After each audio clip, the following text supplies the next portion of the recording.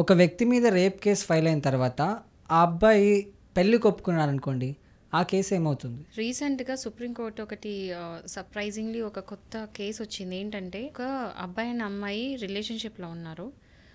పెళ్ళి చేసుకుంటా అని చెప్పేసి కొన్ని సంవత్సరాలు ఉన్న తర్వాత ఆ అమ్మాయిని వదిలేశాడు. వదిలేస్తే ఆ అమ్మాయి అతని మీద రేప్ కేసు పెట్టిందనమాట. పెట్టిన తర్వాత ఆ అమ్మాయి పెట్టిన కేసు బట్టి కోర్టు అతనికి 10 ఏళ్ల శిక్ష వేసింది.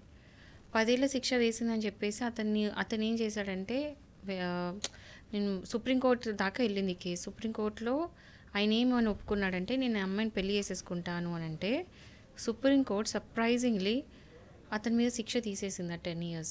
ఎందుకంటే పెళ్ళికి ఒప్పుకున్నాడు కాబట్టి ఆ అమ్మాయి కూడా కేసు విత్డ్రా చేసుకుంది. అండ్ ఆల్సో ఇంకా ఇక్కడ అంటే ఇంకా జరిగిన ఇన్సిడెంట్ ఏంటంటే, సుప్రీంకోర్టు మీరు కోర్టులో ఫ్లవర్స్ ఇచ్చి ప్రపోజ్ చేయండి పెళ్ళికి అని చెప్పడం జరిగిందనమాట. సో నాట్ జస్ట్ వెళ్ళి పెళ్ళి చేసుకుంటా కేసు ఎత్తడం కాకుండా అక్కడ అట్లా సినిమాటిక్గా ఫిల్మ్లో జరిగినట్టు ఫ్లవర్స్ ఇచ్చి ప్రపోజ్ చేయండి పెళ్ళికి, అట్లా ఇచ్చి ప్రపోజ్ చేస్తే ఇంకా కేసు తీసేస్తామండి చెప్పి కేసు తీసేస్తారనమాట. సో రీసెంట్ ఇట్లా అయింది. ఎట్లా అంటే ఈ సుప్రీంకోర్టు కేసు ఒక జడ్జిమెంట్ని యూజ్ చేసుకోవచ్చు. బట్ దీనికి 2 sides ఉంటాయి కదా. ఎందుకంటే ఓకే, ఆ అమ్మాయి లైఫ్ నాశనం కావట్లేదు కాబట్టి ఆ అమ్మాయి విత్డ్రా చేసుకుంది, ఆ అమ్మాయి అబ్బాయిని చేసుకోవాలనిపించింది, ఓకే. బట్ వేరే కేసెస్లో ఏంటంటే అబ్బాయి మంచోడు కాకపోతే, అసలు రేప్ కేసులో ఈ రేప్ కేసు డిఫరెంట్. ఎందుకంటే అబ్బాయి కన్సెంట్తో కొన్ని సంవత్సరాలు ఉన్న తర్వాత చేసుకుని అన్నాడు కాబట్టి మోసం, చీటింగ్తో పాటు చీటింగ్ 420 చీటింగ్ అంత పాటు 376 కూడా వేసింది. బట్ అన్ని కేసెస్లో ఇట్లా ఉండదు. ఒక అబ్బాయి ఇట్లాంటి ఉన్నాడు అంటే మంచోడు కాదన్నట్టే కదా.